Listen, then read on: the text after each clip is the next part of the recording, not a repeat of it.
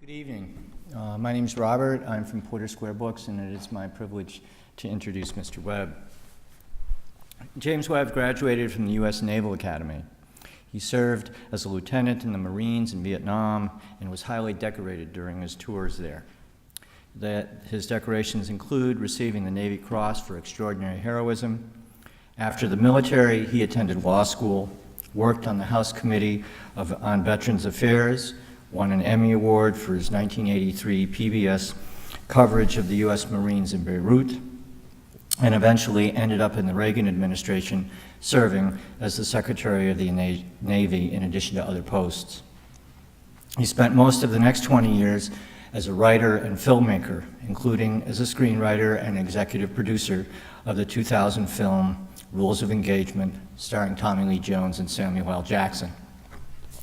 He ran as the Democratic nominee against longtime Virginia Senator George Allen in 2006. He won in an extremely close race, and once in the Senate, concentrated not only on issues relating to veterans and the military, but to growing income inequality. He was also vocal in his opposition to the war in Iraq. In 2011, Senator Webb announced that he would not run for re-election, and presumably one of the things he has done in his year since retiring from the Senate is write this book, his ninth, which we have for sale out here.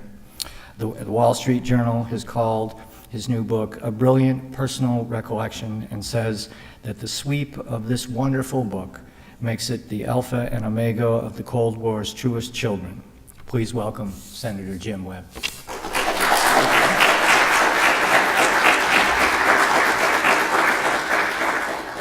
Thank you. Let me make sure this mic is on. Okay, it's on. I want to thank all of you for coming here, and we've got a cozy enough group that we probably ought to, rather than me giving a long lecture or whatever, we could kind of have a discussion, and I would encourage any questions that you might have about different things. Let me start by saying that I have had a kind of an unintentional two-track career from the time that I left the Marine Corps. When I was growing up, my father, and as I talked about in this book, kind of instilled in all of us the importance of service, and also taught us on the dinner table every night what it meant to lead. I was, from the time a very young person, I was focusing on service to country and the principles of leadership. So I really grew up believing that what I was going to do with my life would be to serve in the military, in the Marine Corps, and have that as a career. And I was wounded in Vietnam and had some medical issues after I was wounded, and eventually, despite the fact I was trying to stay in the Marine Corps, I was put on a medical hold in the Secretary of the Navy's office, and for the first time in my life, my professional life, I was writing every day, writing letters, correspondence, point papers, issue papers, and I kind of fell in love with writing, with what Ernest Hemingway used to call the chemistry of the written word, how different words can put together can create images in your mind and explain things that perhaps otherwise you couldn't. So when I left the Marine Corps and started law school, this dual career just happened to me. I didn't really select it. I would find that I would write for a while, and I wrote 3 full-length articles in military magazines during that last year in the Marine Corps. I wrote my first book, which was a book on strategy, our strategic interests in the Pacific, during the time that I was in law school, and I started my first novel, Fields of Fire, while I was a student at law school. And so I found that my own professional mix was that I would write for a while, and then I would miss leadership. And so I would do public service, and I would miss writing. And I say that because this book it's the kind of 4th cycle where I've done a period in public service, and then stepped back and wanted to recollect my thoughts and write and do journalism and these sorts of things.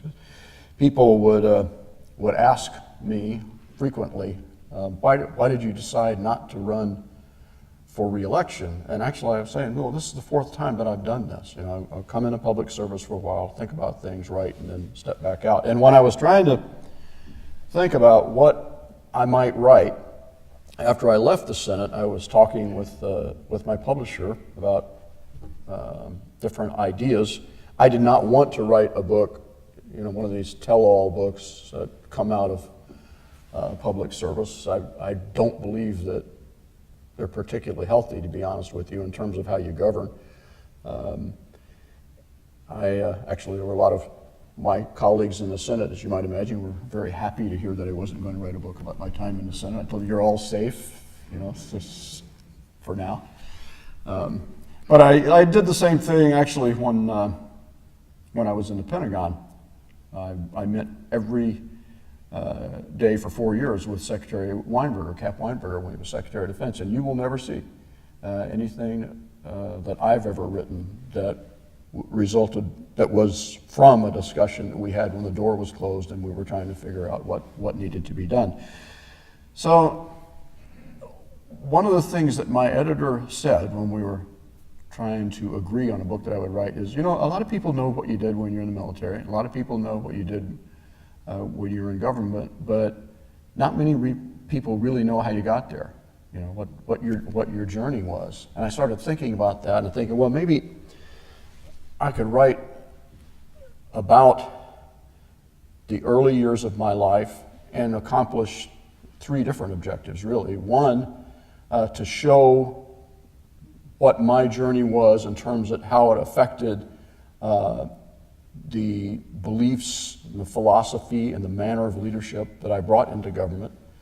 The other was to kind of, with a novelist's mind and taking a nonfiction memoir, to really kind of illuminate what it was like to grow up during the post-war period in our country and the Cold War, and then eventually going to war myself. But to do this, as I said, kind of from the bottom up, inside the military family that we lived in, how all these events impacted our family, and at the same time what the events were in the country, because a lot of people have, growing up now, have forgotten a lot about that era. And then the third was to really write something that I believe is a tribute to my parents and also my grandmother, by the way, and to thank them in a demonstrative way for what they did to shape my life and the life of my siblings. You know, we tend to accept in this era that we have a large military. We have a large standing military. We have these obligations all over the world. But we really never had a large standing army during peacetime until after World War II. It was not our tradition. And this really affected the services that were available to families after World War II. After every single war our country had fought until World War II, we demobilized. We would grow a military for war, we would fight the war, and then we would come back and we would keep a small peacetime military. And with very little in our history, in our historical experience, was there large military forces overseas during what we call peacetime. We tried that after World War II. We actually, were cutting up aircraft on the runways in places like Tinian, where I spent some time later on in my life, where the Enola Gay was stationed, where the atomic bomb had been dropped. In same in Europe, cutting up weapon systems, bringing our people back. And then we saw what happened in 1947, beginning with the Soviet Union creating its own expansions policies in Europe. The Berlin airlift, which my father flew in, and then the formation of NATO, which didn't occur until 1949. A lot of people think we always had this relationship after the end of World War II. And the same thing in Pacific Asia when we made a miscalculation. Actually, it was Dean Acheson, when he was Secretary of State, kind of waved his hand on a map talking about America's perimeter of security in the Pacific, and with a sweep of his hand left out South Korea. And then we had the invasion from North Korea and the Korean War and those sorts of incidents, which all contributed to a larger peacetime military. My dad had enlisted in the military the day after Pearl Harbor, like so many of his generation did. He was the first one in our family, first in 9 generations from the Appalachian Mountains, who ever finished high school. He received a commission, flew as a pilot during World War II, flew B-17s, B-29s. But when the war ended and the military constricted, when we thought we were going back to the peacetime system, he was among a lot of people who were riffed. He didn't have any college. He was sent back home. He loved the military. He fell in love with flying, particularly during the war. And in 1947, he was allowed to come back into the military. So he came home. He'd married my mom. I was born in St. Joe, Missouri, where my dad's family had moved previous to World War II. And when he went back in the military, he was either deployed or in places where there were no military bases for 3.5 years. Because the expanding military after World War II didn't have the structures available in around our bases that we do today. It's one of the things I'm proudest of in my professional career is how we have made this transition as a country in terms of putting families into the formula inside our military. It really did not exist when I was a kid. When my dad was gone during that period, the whole notion of family assistance or family programs was that my grandmother moved into the house with us, and from the time I was 2 to the time I was 8, my grandmother lived with us, where my dad was so frequently gone. So writing about the growth of the peacetime military in those periods was a big part of this book. My mother was from East Arkansas. She was one of 8 children. 3 of them died in childhood, not childbirth, childhood. There was utter poverty in East Arkansas at that time. My grandfather, in 1 year when my mother was 10, her younger sister died of typhoid fever. If you think about the last time anyone in this country died of typhoid fever. Her father died, my grandfather died. There was no medical care. He was basically working as a sharecropper in East Arkansas, and her grandfather died all in about 3 months when she was 10. And my grandmother was a great influence on my life. Struggled for a couple of years, and then during the mobilization, the World War II mobilization, got a job in North Little Rock in an artillery plant, making artillery shells. And when she was working up there, everybody started talking about California, all the stuff that was going on in California. The what they call the Dust Bowl migration was a lot bigger than the Dust Bowl migration. It's a whole region started pouring out of the American South. My grandmother got enough money to get 2 one-way tickets to California, and she had 2 of her 5 children still living at home. My mother and my Aunt Carolyn, who was the youngest. So she kind of made a Sophie's choice. She took my Aunt Carolyn, her youngest child, left my mother in Arkansas with an aunt, and went out to California and became Rosie the Riveter. My grandmother was like 4'11", and she had arms like Popeye from working in the cotton fields all those years, and she could fit into the nose cones of the bombers when they were riveting the bolts into the bombers, and she pretty much stayed out there until my dad went back into the military, and then, as I said, she lived with us from the time I was 2 to the time I was 8. So that was kind of the structure of the book. From the time I was young into the period where I went to the Naval Academy and then into Vietnam, and then when I came back from Vietnam. The book actually ends in 1978 when I began this unwitting 2-track career, where my novel Fields of Fire was published after having been rejected by 12 publishers. Nobody wanted to read about the Vietnam War in 1977, 1978 period. The book was published and was very successful and allowed me to make my living as a writer independently when I wanted to. In that same time period, I also started my first public service period away from the military, where I became the first full committee counsel in the Congress who had served in Vietnam. So I ended at the beginning of all this professional stuff that people tend to look at my career on. The Naval Academy, the time that I was there was a unique period in our history. I arrived at the Naval Academy on June 30th, 1964, graduated on June 5th, 1968, and if you can imagine what was going on in our country during those 4 years, within a week after the time I reported the Naval Academy, Lyndon Johnson signed the Civil Rights Act.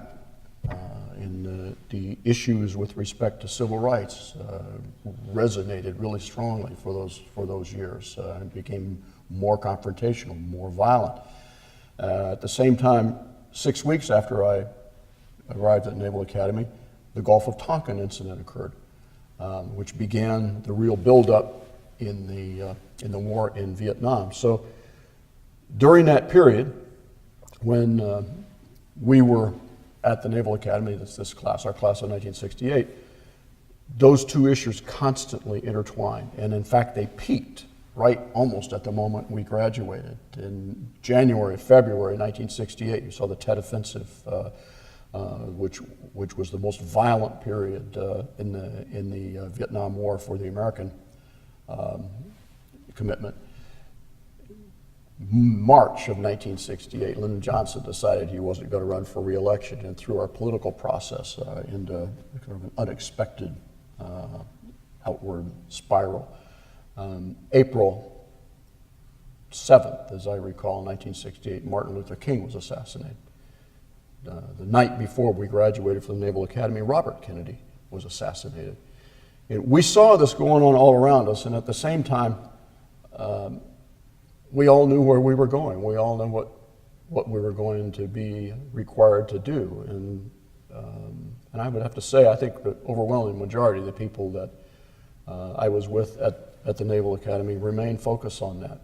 We knew whatever was going on in our country, that very soon we were going to be responsible for the lives of other people, and that this is what we had taken an oath to do. I went to the Naval Academy knowing that I wanted to be a Marine. When I graduated, after training, I went to Vietnam in early 1969. 1969 was a very strange year to be in combat in Vietnam, I will say that. We still had the traditional combat role. 1969 was the second worst year of the war for American casualties after 1968. In fact, in 1969, we lost twice as many people on the battlefield of Vietnam as we've lost in Iraq and Afghanistan combined in the last 12 years of war. We were losing, on the average, about 1,000 Americans a month. 1968 was worse. 1967 was about the same, and it was kind of the bell curve of the war in terms of American casualties. And at the same time, we could look back here and we knew that something was happening back here that was not going to bode well for the future of the American military commitment in Vietnam. I came home. I was in the 5th Marine Regiment in Vietnam.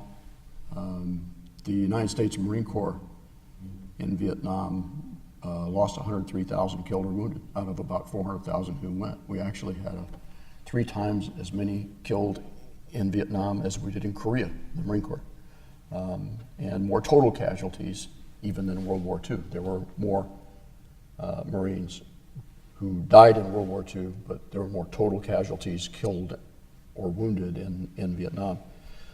Came back, tried to stay in the Marine Corps. I wanted to stay in the Marine Corps, and eventually left, and here we are. So that's basically the journey of the book.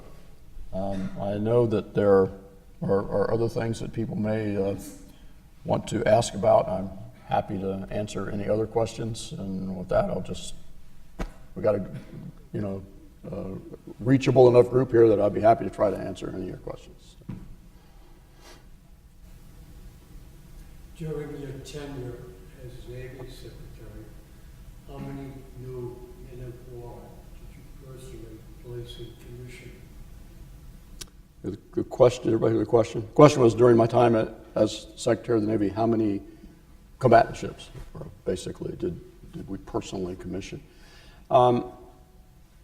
It's an interesting journey of the United States Navy that I like actually to take into today. When I was commissioned in 1968, we had 930 combatant ships in the United States Navy. After the Vietnam War, we had a drawdown. We went down to like 479 ships. And during the Reagan administration, the goal was to build the Navy back up to 600 combatant ships. We got to 568. I can't tell you how many, during the time I was Secretary of the Navy were commissioned, but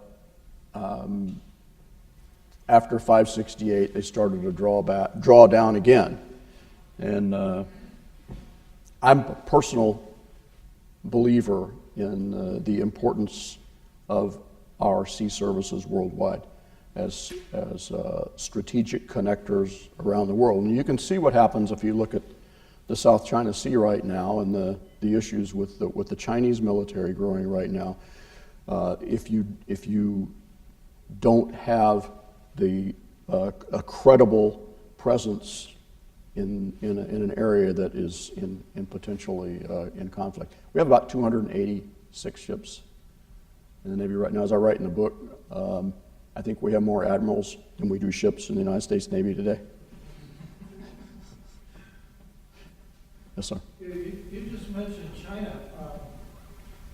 Certainly the U.S. is a credible opponent to China and has a great deal of influence, particularly those big carriers. But what about countries like Vietnam, our former enemy, the Philippines, and for that matter, Japan, that for various historical reasons can't really put their foot down against China? And I'm going to say parenthetically, I imagine you're well familiar with the writings of Robert Kaplan. Maybe you even know him. And, I don't know him, but I'm very much aware of his writing, yeah. I do not know him personally, but I am aware of his writing. I just wonder what you think lies ahead. I want to be clear about one thing. That's an excellent question. I want to answer it as fully as I can.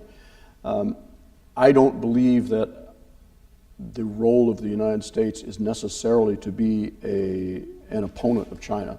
And I think this is something where the Chinese tend to characterize what we're doing in the region as containment of China. But since the end of World War II, the United States, I think, has provided the great stabilizing factor in that region. If you look at Northeast Asia, this is the only geographical point in the world where the direct interests of Japan, China, and Russia have historically intersected. And they have, over the centuries, they sort of have rotated one from the other in terms of attempting to dominate the region. And the presence of the United States has altered that formula somewhat, as long as we're out there credibly. In terms of China and the other countries that you mentioned, China likes to deal, as you said, China likes to deal with these countries bilaterally. In fact, they insist on dealing with them bilaterally, and they know that, and they will say, we are big, you are not. What we have been able to do, I think, and particularly I worked very hard on this when I was in the Senate, is by creating multilateral relationships among some of the countries you mentioned and some others. That is the way to counterbalance what China has done in that region. When I came to the Senate, I fought to get on the Foreign Relations Committee. I was expected to go on the Armed Services Committee, and I did, but I really wanted to be on Foreign Relations because I've spent a great deal of my life over in East Asia, in the countries you mentioned and others. And I eventually got the chairmanship of the East Asia Subcommittee on Foreign Relations. But even before then, I sat down with my staff when we first got to the Senate, and I said, from our office, this is what we're going to work on. We need to strengthen our relations with Korea, Japan, Vietnam, Thailand, Singapore, and change the formula in Burma. And we did that from our office, and I've spent an enormous amount of time in the region, probably 3 trips a year whenever the Senate would go into work periods or recess. There's a recognition now among the ASEAN countries and Japan and Korea that this is our role, this is our importance, and particularly, I think over the past 4 or 5 years, the recognition has grown stronger. And I wanted to give you a little moment here because I've written about this for years, and are you familiar with the Senkaku Islands situation?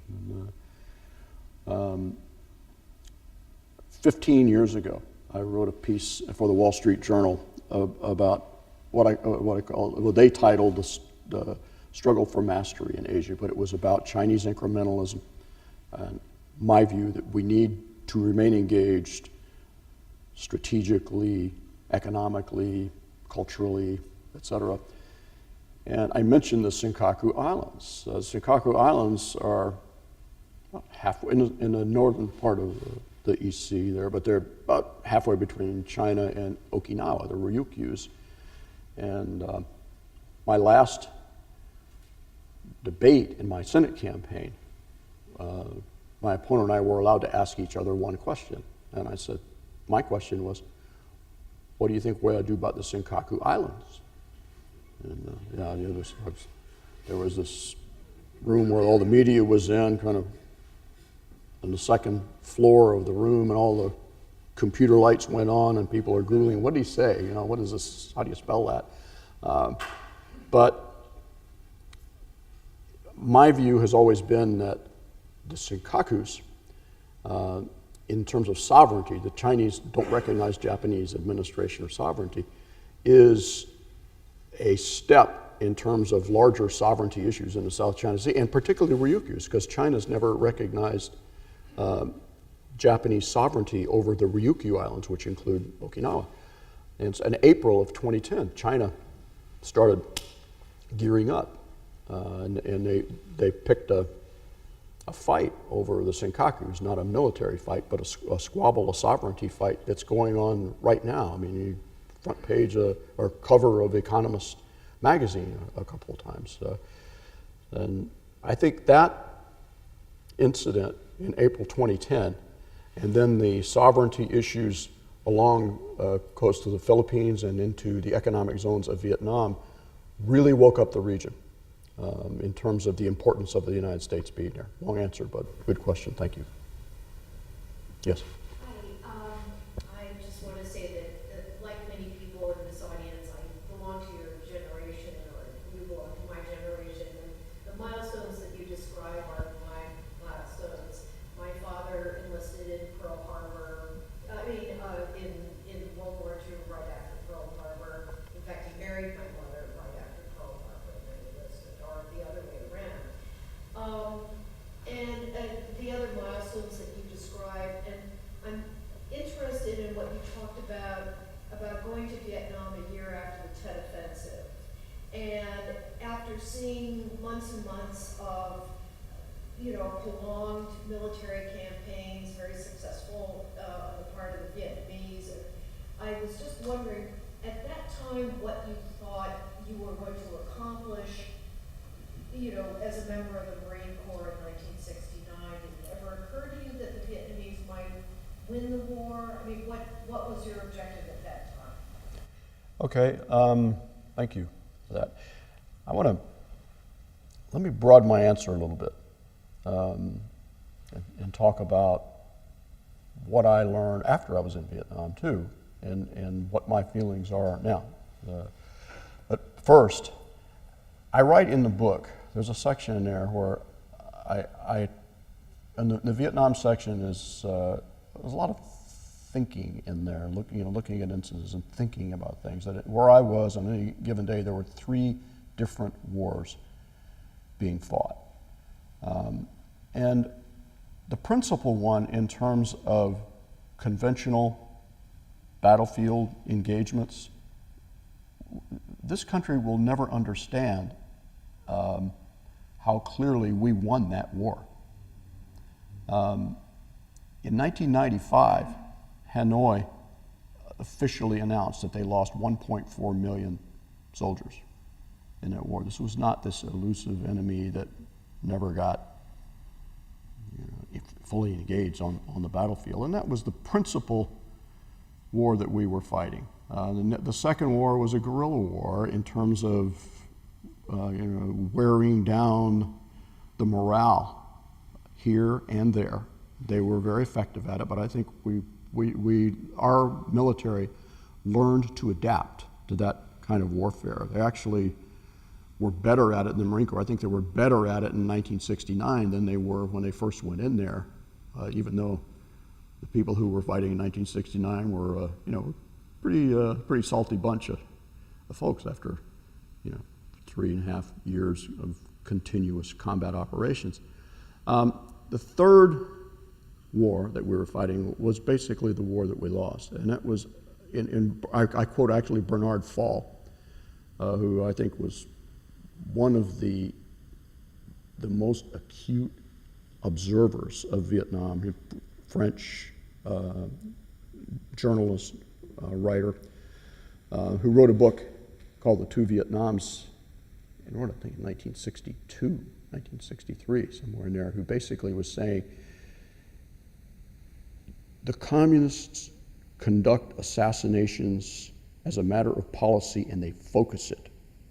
And we saw that very clearly, where we understand it a little better now, in the age of terrorism than we did then. Our violence was random. It was calling our, supporting fires on artillery, doing H&I fires at night, et cetera, et cetera. But if you lifted your head in the areas that I was in, if you lifted your head and in any way showed that you were supporting the South Vietnamese government, particularly if you were a school teacher, a police, or any of those, you were gone. And I actually write of an incident in this book that I've never really talked about, where the district chief out in this area, it was being criticized for, people would say the government's corrupt, South Vietnamese government's corrupt, the district chief lives in his villa in Da Nang, doesn't go out and visit his people. Our leaders brought this district chief out in the area that we were in, which was a highly contested area, and arranged a meeting where we were thinking, we're going to teach them democracy. We see this in Afghanistan all the time, quite frankly.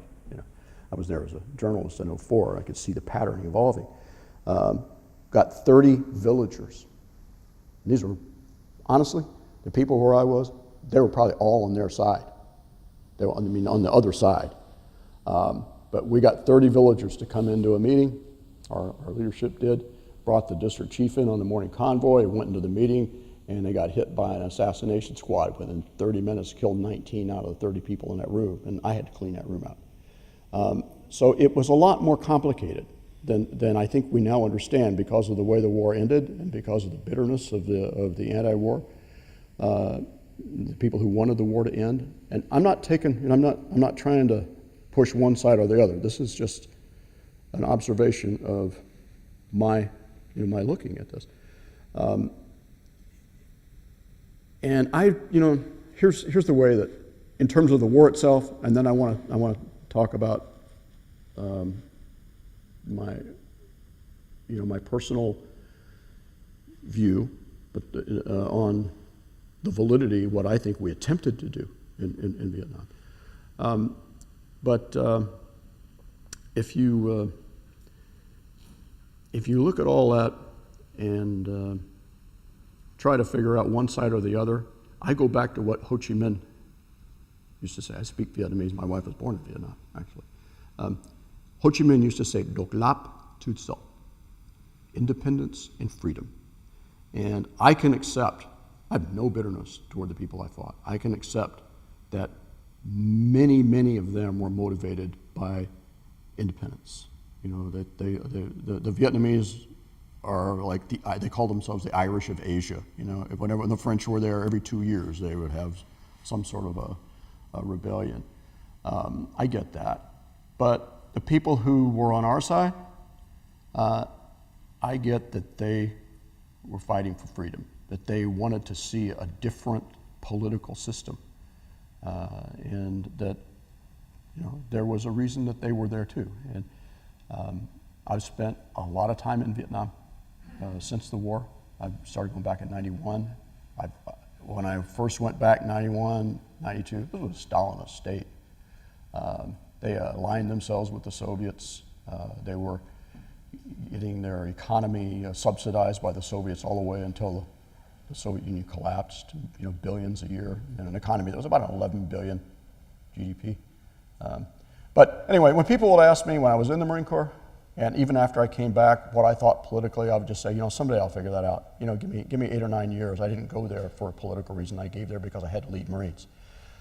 And the eye-opener for me was 1975, when South Vietnam fell.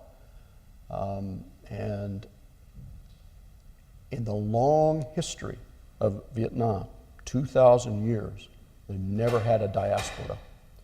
And you saw hundreds of thousands of people fleeing the country, risking their lives literally out on the ocean, out on boats. My wife's family, her entire extended family, her father was a fisherman, got on a boat, went out into the ocean, were out there for 3 days. They didn't know if they were going to live or die. The United States Navy scooped them up out of the boat finally, took them to a refugee camp on Guam, then into Arkansas, and you know how the story goes. Neither of her parents ever spoke a word of English, and she ended up graduating from Cornell Law School. That was an eye-opener. And the other eye-opener for me was what happened to the people who were on our side after 1975. 1 million of them were sent into re-education camps. 240,000 of them stayed longer than 4 years. I have a very good friend, I was in Philadelphia yesterday, who spent 12 years on the battlefield and then 13 years in re-education camps. And finally came here like 1990, and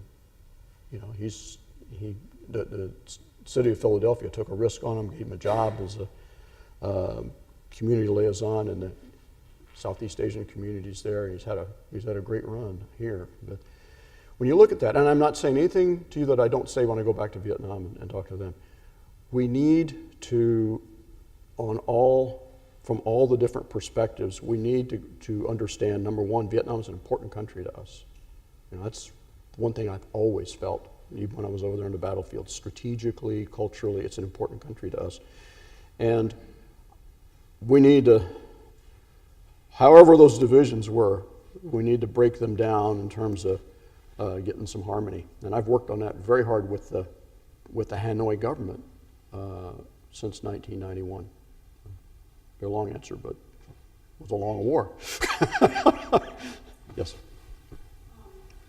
I'm a middle school history teacher, and over the last 8 or 9 years of education, I've seen a really steep decline on the emphasis of either having separate classes for or even time within the history classroom spent teaching civics. And I think it's sort of a really huge gap. I was wondering in terms of the lessons that you learned at your father's table in terms of service and leadership, what of those could be translated to a civics curriculum or introduced into a classroom to re-emphasize both of those qualities in the new generations that we're raising? Well, I don't have a magic formula here, but I think it's healthy to recognize the people who've served, and this generation as well. I just did a WGBH interview before I came over here, so I've got powder on my face. I'm sorry, it wasn't intentional. And I was asked about the president's speech, in which I did not see. I only saw a section of it. I did not see the whole speech. I've been on the road. But one of the things that speech on foreign policy, the West Point speech, which I only saw an excerpt of it. I don't want to do him an injustice by talking about something I haven't seen. But I made two comments about that. One is I think we need a much clearer statement of our national interest. What do we stand for domestically and in foreign policy? We need to hear that clearly. And then the second is in terms of foreign policy, or in terms of president. He said something in there to the effect that it was about the unilateral use of force, and the president deciding to use force. And one of the concerns that I have, and it goes to your question about civics as well, is that a smaller group of people in our country now are actually engaged in these activities, and that puts the rest of people less directly at risk, in a lot of different ways. And so I think that you actually wrote an article with Jim Fallows about bringing back the draft. that was a long time ago, but Jim Fallows and I developed I'm going to finish your point, and I'll get to you on that. But the other thing is, if you get something, you should give something. And I've said that, for instance, even on Pell Grants. We put probably $20 billion a year into Pell Grants, and we ought to encourage a system where you can give something back. And once you set that in people's minds, even at a young age, it causes them to think differently about government programs. Jim Fallows and I have a long friendship, and we still do. And I think he's been a very courageous guy in talking about those kinds of issues. Did you have a follow-on question, sir, since you asked that? Well, I had an earlier question about Vietnam. I was just wondering if you could comment on some of the intelligence failures in the Vietnam War. I know I read a book by Sam Adams, who was a CIA operative who went to Vietnam and tried to write about some of these issues and the mismatch between what he was seeing on the ground versus what Washington and what the headquarters in Vietnam were reporting. Yeah, I'm not here to defend everything that we did in Vietnam, and I think even on the tactical level, in the areas that I operated, our intelligence was not as good as it is today, and the people that were in the intelligence, what we call the S2 areas in the Marine Corps, were not career intelligence, and there's no question about that. Yes, sir. You've served in the Republican administration. You've been in the Democratic Senate caucus. What's the difference, or are there differences in feeling and so on that are due to the different ideologies as opposed to just different dates or things like that? Let me give you three bullets on that. The first is, I served in a Republican administration during a different time, and I'm very proud to have served in the Reagan administration, and it was part of this, unintended career that I mentioned. When President Reagan was elected, I was invited to come and interview for a position in the administration, and I just spent 4 years as a committee counsel, and I said, no, I really need to get back out and do these other things. So I went out and wrote a book, and I did some journalism, and I was in Beirut as a journalist. And when the building blew up, killing more than 200 Americans in one day, I just said, I need to put my oar back in the water. I called them, and I interviewed, and I was spent 4 years, spent 5 years total in Pentagon, but I spent 4 years in the Reagan administration. And that was a different time period. There were a lot of people who are in the situation that I've always kind of felt myself in, and that is never having a snug fit in either political party. I think that's where most Americans really are.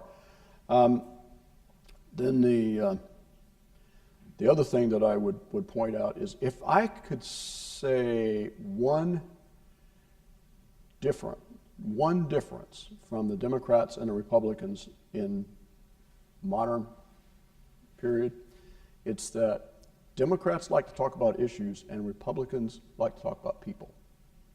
If you just think about that as you watch the discussions, it's on the negative side and on the positive side. Karl Rove's formula, and I wrote about it in my last book. I ran against a classic Karl Rove campaign when I ran for the Senate, and they did not expect us to win, and the individual I ran against had just got the highest number of votes for president at the Conservative Political Action Conference in that year. We were 33 points behind when I started. Didn't have any money. I started 9 months before the election with no money and no campaign staff, and when we started going up, they hit us with everything they could hit us with. And Karl Rove's formula was, you can't, he's not like you, he doesn't understand you, you can't trust him. My candidate is like you, my candidate understands you, you can trust him. That's the classic modern Republican formula. Democrats, he voted wrong on this issue. He voted wrong on this issue. He's going to support you on this issue.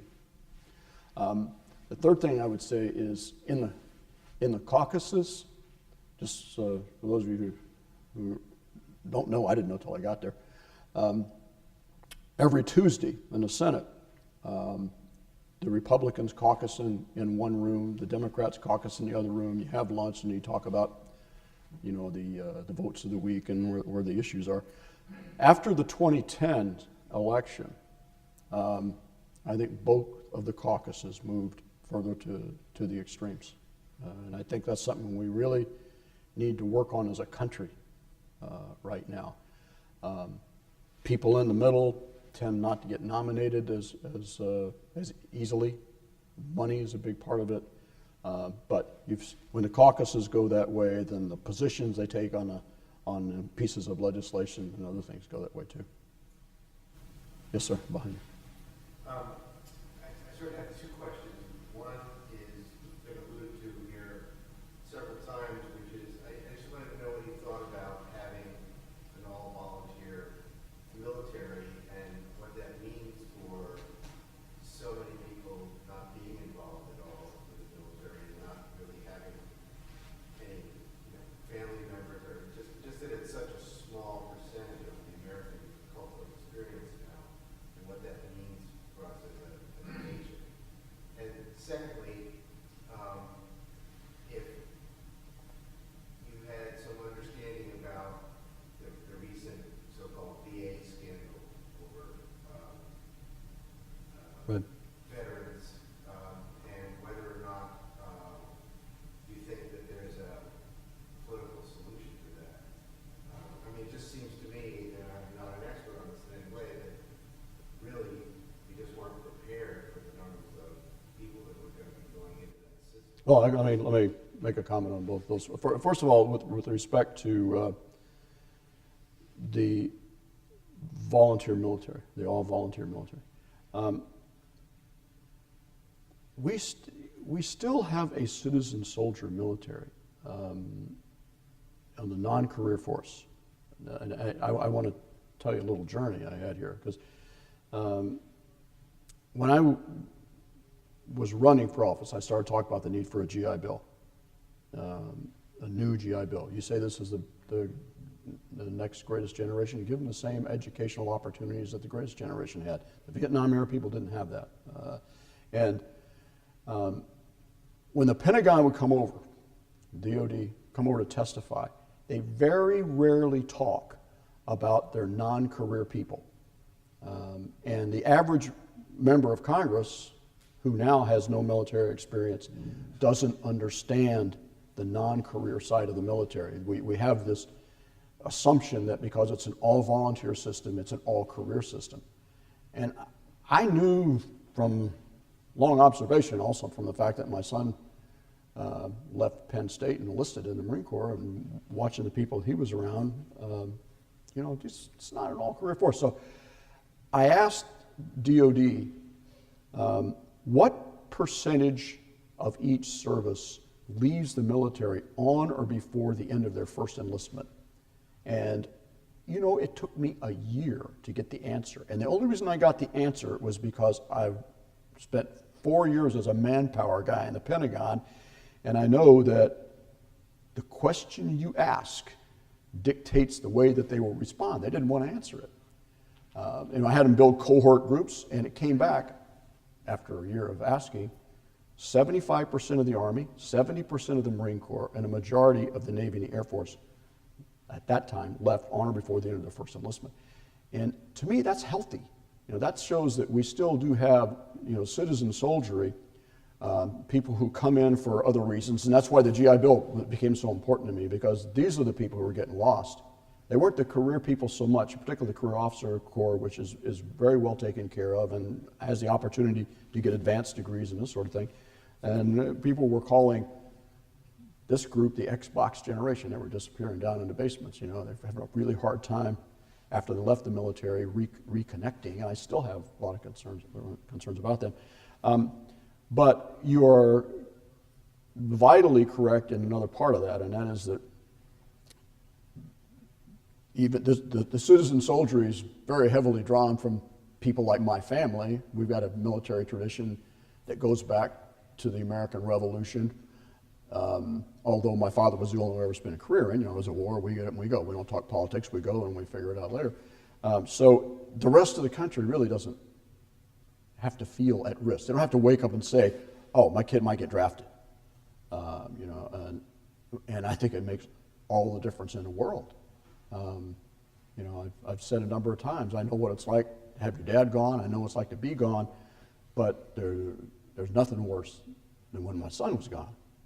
And if 25% of the Congress would wake up every morning having to worry about that, you'd have a different foreign policy. I have no doubt about that.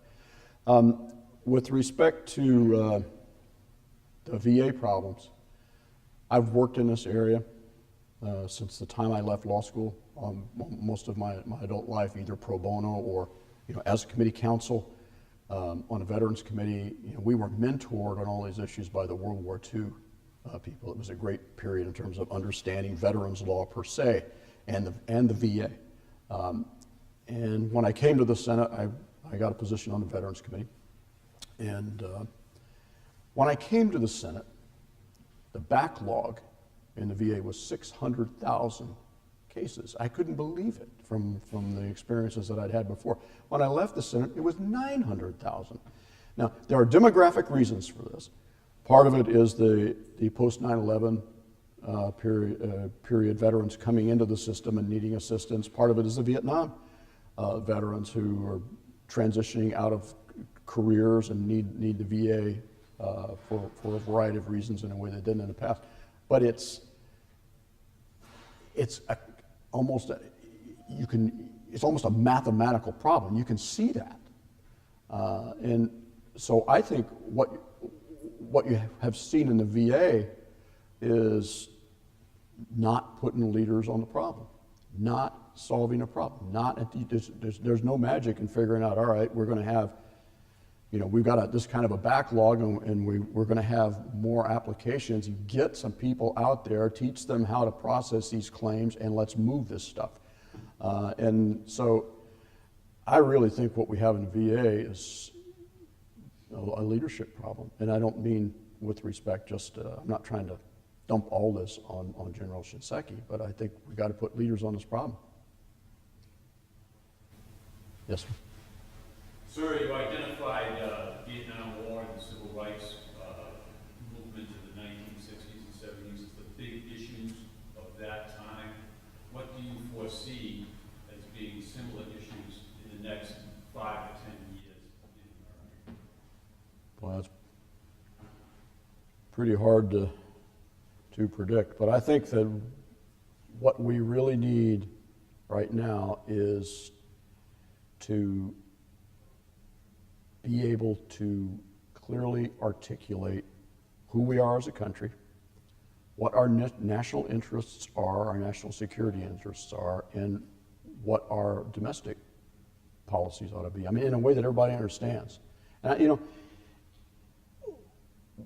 not everybody in this room probably liked Ronald Reagan, but I will say this. Remember when Jimmy Carter, you probably don't, but when Jimmy Carter was president, people were editorial writers were saying no one person could do the job anymore, that the country had become so complicated and the issues were so complicated that maybe you needed 3 people to share the responsibilities of the president. And Reagan was a leader. He came in. He articulated a vision that people gravitated towards. It was a positive vision about our country. He brought strong people under him, and whether everyone agreed with, you know, all the policies that they put into place, they moved the country. People could most people could kind of understand who we are and what we need to be proud of, et cetera. We've had a lot of divisions. We've had a lot of atomization in terms of our country in recent years. And I think there are ways to articulate a more positive view of who we are and to get people to work together in the Congress. That's the number one issue that I see over the next few years. Yes, sir. You mentioned the civil rights movement in the 60s and bringing that to our current situation. I'd like to ask you, what do you think, if race plays an issue in the polarization in Congress at this point? In the government? I don't see that race per se has contributed to the polarization. I mean, I think we're always going to have to be conscious of the different cultural groups that make up the country. That's one of the things that makes us the strongest, but you've got to also be fair. And, you know, I've said this before, and I'll say it again. I think that along the way, we have kind of lost the understanding that white America is very stratified culturally. It's not one big monolithic cultural entity. And particularly people out of my culture, the Appalachian Mountain areas, have been forgotten in terms of how to include them in the positive growth. You know, the poorest county in America is Clay County, Kentucky, and it's 95% white. And you make people nervous even saying that these days, but that's the kind of thing we want to do. You want to, you know, eliminate false divisions, bring people together. You know, every single cultural group we have in this country has in it people who have really made it and people who haven't really made it. And so we need to find a way to cut across these not artificial, but sometimes unnecessary divisions and focus on, for me as a Democrat, for bringing an honest voice in the corridors of power to people who have no voice, rather than the people who, you know, yeah. Yes, sir. I want to make sure, wait, since you go ahead one, I want to make sure. Should be straight, but I have another one. I know, let me, anybody who has not asked one, I will get back to you. Yes, sir. I understand the rationale behind the ASEAN treaty and the need for us to have a presence, you know, as far as what is the risk that some of those countries there, knowing that we're backing them up, will get us involved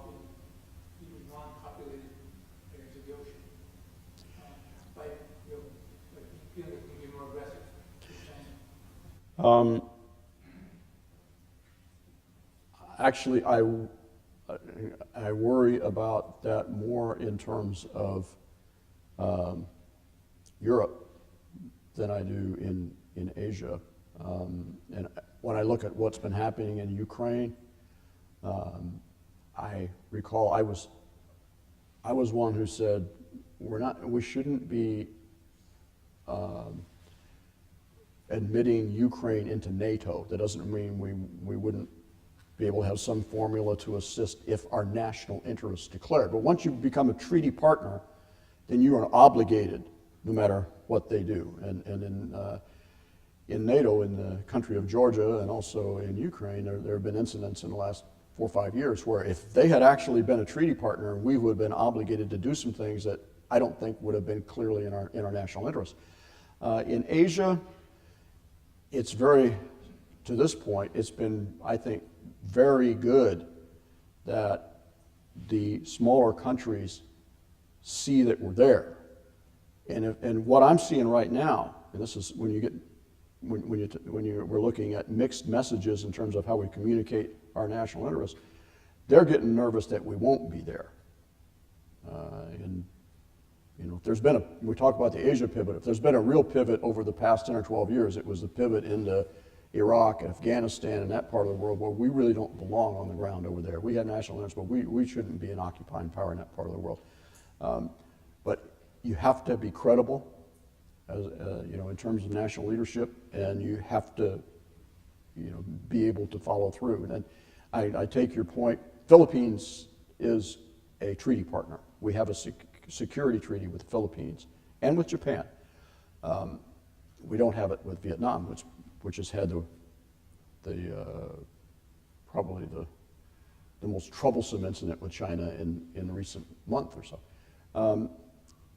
And we have communicated that if another country were to actually commit an act of aggression, then we would be compelled to act. And so far that hasn't happened. Yes, sir. When you went to the Naval Academy, there was a period of change. It was becoming much more heterogeneous and has become even more so in all the service academies. But they also appear, if I read the newspapers correctly, to be beset with many more scandals of one sort or another, frequently centered around people who've been admitted as collegiate athletes. Do you have any thoughts on that matter? This may surprise you, but I don't really stay involved with the academies that much. I know what you're talking about. There ought to be standards, and they ought to be enforced with everyone. One of the things that I have seen, which troubles me a bit, I will say, is a little bit different standard in the honor system than they had when I was at the academy. I write about the honor system in the book. For my company, I was what they call a brigade honor representative for 4 years. We sat in a lot of these cases, and sometimes it was, the results were so harsh, you just sat there and said, my God, what did we just do? But there was a clear standard, and the standard was, a midshipman will not lie, cheat, or steal, or tolerate among them those who do. And if a case was brought up, there was no second chance. There was no honor probation, which they have now. It was very clear, and everybody knew it. And I write about a couple of the cases in the book that I think, looking back on it, were kind of stunning, but I understand why they did it. So, make standards, make everyone meet them, and enforce them. Well, thank you very much. Thank you very much.